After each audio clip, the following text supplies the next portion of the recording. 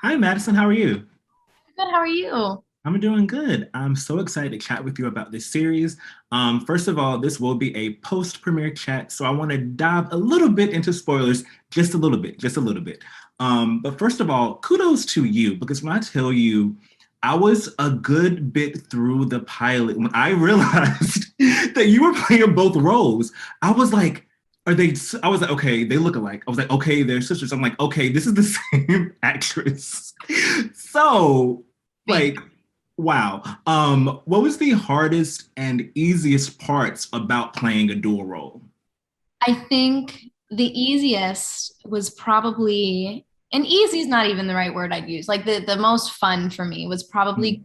meeting them and finding out where they existed in each other's worlds. I wanted them to feel I wanted them to be completely different, but I didn't want them to be the stereotypical twins you always see. I really wanted them to feel real and grounded and have differences, but also have similarities like real sisters. So for me, but that part's always fun for me, creating these backstories of these people and Mhm. where they were, 5 years from where you first meet them. The hardest part was probably just the technical side of playing twins. I'd never played twins before, and I mean, it's double everything. It's double the amount of time. It's double the lines. Mhm. It was just time. It was time consuming, honestly. Yeah, and the weird thing about it is that you're already, the mind game of you playing both roles, but then when like the twins kind of switch to, it's like okay, it's there. It was like layers on top of layers, and I was just like, I'm here for it. I'm here for it. And let's talk a little bit about the end of episode one. It's kind of an interesting twist because when the scene first started, and she hits the mailbox, I'm like, she's drunk. But then in the episode, you're like, oh, it's because she can't drive, and then everything kind of starts to make sense. I want to ask, what did you make of this whole ending with one twin just adios in like the first episode, and how do you think it sets the stage for the remainder of the season? I mean, it was one of those twists that when I read it for the first time, like my mind was like, "What? Excuse me?" Mhm. But then, it was just so interesting because my first initial thought was, why wouldn't you save this for like the series end, because it was just such a twist. But then I completely changed my tune because I was like, no, this is so amazing because now the audience is in on the biggest secret when no one else knows, right? Mhm. So it's just it's viewing the show through a completely different perspective, which I just think adds a whole nother layer of like what the heck is going on, and like trying to understand these people and these characters and the decisions they're making, and you really can't trust anyone. Yeah, absolutely. It's everything.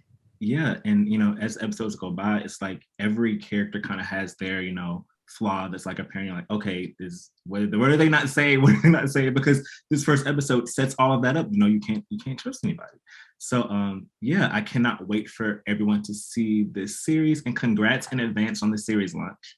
Thank you so much. I'm very excited for people to see it. Yes, absolutely. Well, I hope you enjoy the rest of your day.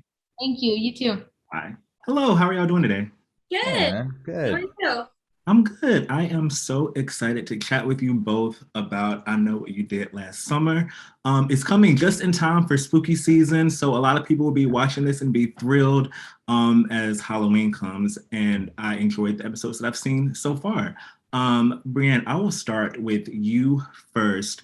What can you tell us about your character of Margot, and what do you think is in store for the character as the season goes on?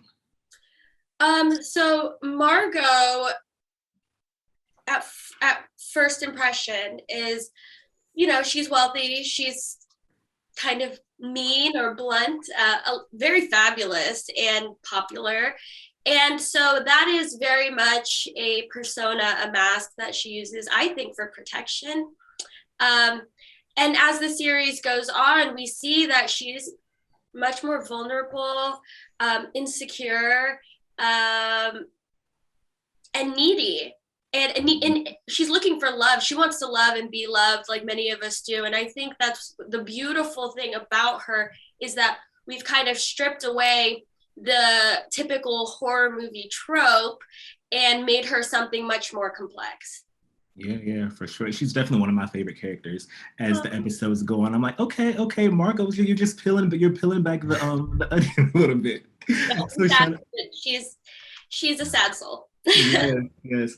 And Sebastian, for you, what excited you the most about joining this project? And had you seen the original film? And did you want to, did you lean into anything that you may have seen in the original film to take from for your portrayal? Interesting. Yeah, I like that question. I have seen the original film few bunch now, but yeah. So the original character, so it's more based off of the book, I will say, our series. But there is like a similar kind of archetype jock character in that, played by, of course, Ryan Phillippe in the movie, and they're incredible. But I remember Sara saying that it wasn't really the same. I mean, these characters are so different. I think his character was a little bit impetuous, very privileged. And I think Johnny is the exact opposite of him.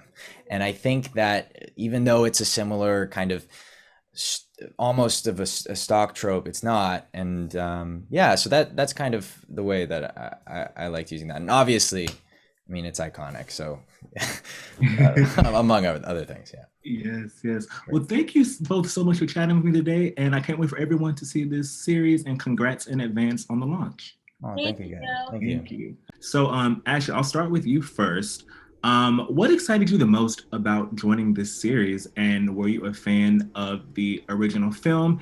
And did that inform the way you approached your character? Yeah, no, absolutely. That's one of the reasons why I even hopped on board, was because I was such a huge fan of the original film and watched it many times. So it was just really exciting to now be a part of a series that, represented, the film, and be a part of something that was just like so iconic and has a huge fan base and so many people are in love with. And so I'm really excited for them to see this series, and how it's a bit different, but I think they'll love it. So yeah. And first of all, I told Madison in our chat that I went through like so much of the pilot without realizing that she was playing both roles. So that's how the series started off for me. So I was like, okay, this is gonna go a lot of different places because I'm already a little bit confused. Yeah, and let's talk about the end of the first episode and the time jump that happens. Ezekiel, your character is one of the most interesting and intriguing ones because, he's kind of estranged after these events happen. They all are, but he especially is.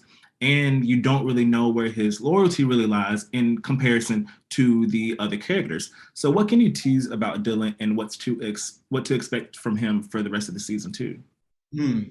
That's a great question. Thanks. I guess the only thing that I can tease is that Dylan is very loyal to his friends, and even if internally he has a lot of judgment or anger at them for the person that he's felt he's turned out to be, he's ultimately just trying to protect as many people as he can. And I think that continues throughout the rest of the series. Yeah. And actually, for you, what are some things that, without giving away too much, what are some things that you are excited to see play out over the rest of the season, things that you think viewers will be excited about too? Just for them to see how each character starts to let down certain parts of themselves, and I feel like it will really surprise you, and like even like certain directions they choose to go will catch you off guard, and maybe you wouldn't expect it. And I think the audience is really gonna have a ball with that. Yeah, for sure. Well, thank you both for chatting with me. I enjoyed it so much, and congrats in advance on the launch of the series. Thank you so much. Thanks for your time. Thank you. Bye-bye. Hi, Sara. How are you? Good. How are you? I'm doing good. I'm so excited to chat with you about this upcoming series. This will be a post-premiere chat, so I want to dive a little bit into spoilers, not too much, just a little bit. Okay. Just a little bit. I first wanted to ask you, how closely did you want this to resemble the original film or have nods to it? And to what extent did you also want it to, be like its own thing? I definitely wanted it to be its own thing. I feel like if you look at the novel from 1973, the movie was its own thing, took the premise and made its own thing. And so I felt like 20 years later, it was time for a new thing, especially, you know, on streaming platform where we have 8 hours to do it. But I also wanted to always show love and respect for the original book and the movie, which I loved. So there's little shout outs. Yeah, yeah. And I want to talk about the ending of episode 1 in particular. First off, I told Madison in our chat that I went through a good amount of the pilot before I realized that she was playing dual roles. I was like, okay, they look similar. Then I was like, okay, they're sisters in real life. Then I'm like, this is the same person. Then you have like the twist of them switching is another layer over top of that. But I specifically wanted to ask, the choice to have the death come in this episode, and not only to have the death in this episode, but to also reveal to the audience early on about the switch. What was the decision process like that? Did you even think about holding it off to later in the season, like maybe showing the hit and run, but not really the twist? What was that process like? I did think about holding the twist, and what I decided was I wanted everyone to know that no one was trustworthy in the show. And so I felt like ultimately you could do a horror twist at the end, or you could do a psychological twist at the end of that first episode to really set the tone and not know what twist was coming next. And so for me, I wanted that was really what it was I wanted you to know there was also psychological games being played, not just horror.